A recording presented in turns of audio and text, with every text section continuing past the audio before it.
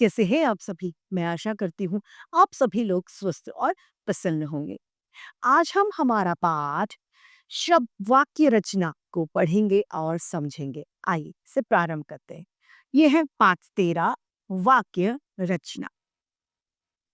वर्ण भाषा की सबसे छोटी इकाई होती है, यानी वर्णों के हम टुकड़े नहीं कर सकते। और वर्णों का एक समूह जो निश्चित क्रम में लिखा गया है, वो क्या कहलाता है? शब्द।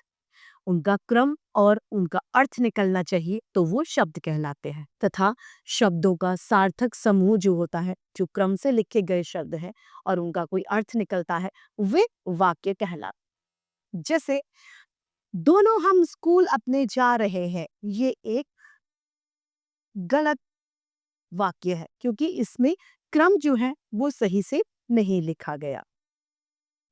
इसे कैसे लिखा जा सकता है? हम दोनों अपने स्कूल जा रहे हैं, यानी यहाँ पर जो शब्दों का क्रम है वो एकदम सही लिखा गया है। अब इस वाक्य को हम क्रमबद्ध हैं, इसीलिए इसे ये सही वाक्य होगा। यानी हम कह सकते हैं कि शब्दों का सार्थक और व्यवस्थित समूह ही वाक्य कहलाता है। वाक्य के अंग। वाक्य के दो अंग होते हैं, उद्देश्य तथा विधेय। दो भागों में उन्हें बांटा गया है। सबसे पहला है उद्देश्य। उद्देश्य किसे कहते हैं? उद्देश्य जिसके बारे में कुछ कहा जाता है या जिसके बारे में बात हो रही होती है, वह उद्देश्य कहलाता है। जैसे सीता खाना खा रही है, तो इसमें उद्देश्य कौन है? सीता, क्योंकि यहाँ पर सीता की बात हो रही है। वाक्य में जिनके बारे में कुछ कहा जाता है वह उद्देश्य है। जैसे अनुज फुटबॉल खेल रहा है, इसमें अनुज क्या है? उद्देश्य।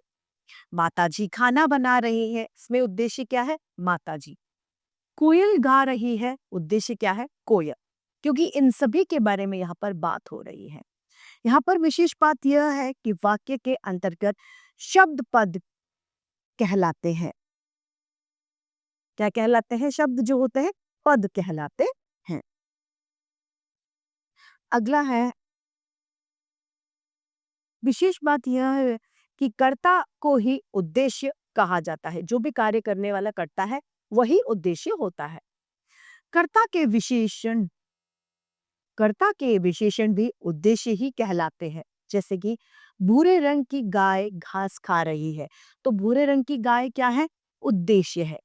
शैतान बच्चा उछल कूद कर रहा है, तो शैतान बच्चा जो है उसका विशेषण भी है और उद्देश्य भी हो गया।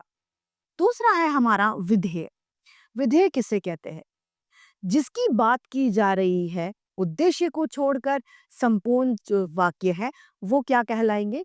विधेय कहलाते हैं। जैसे सीता खाना खा रही है, में सीता को छोड़कर खाना खा रही है, यहाँ पर विधेय कहलाता है।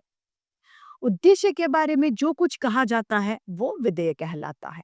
जैसे चाचा नेहरू को बच्चों से बहुत प्रेम था, तो यहाँ पर चाचा नेहरू क्या है?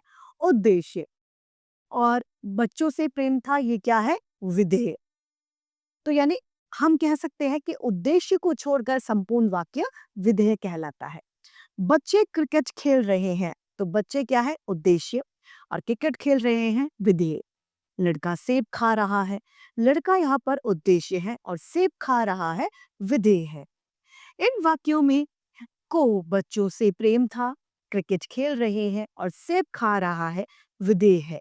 क्योंकि इन वाक्यों में पंडित नेहरू बच्चों तथा लड़के के विषय में बताया जा रहा है। यानी हम कह सकते हैं उद्देश्य को छोड़कर संपूर्ण वाक्य ही विधेय कहलाता है।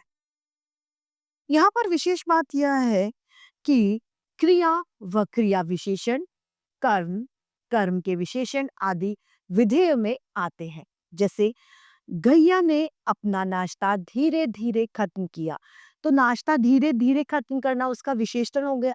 विशेषण के साथ साथ ये विधेय भी कहा जाएगा। इसी के साथ ये पाठ समाप्त होता है। आइए इसे संक्षेप में दोहरा लेते हैं। शब्दों का सार्थक समूह वाक्य कहलाता है। वाक्य के दो अंग होते हैं, उद्देश्य तथा विधेय। इसी के साथ हमारा ये पाठ समाप्त होता है। मैं आशा करती हूँ आप सभी को यह पाठ निभाते रूप से समझ में आया होगा। आज के लिए इतना ही, फिर मिलते हैं। धन्यवाद।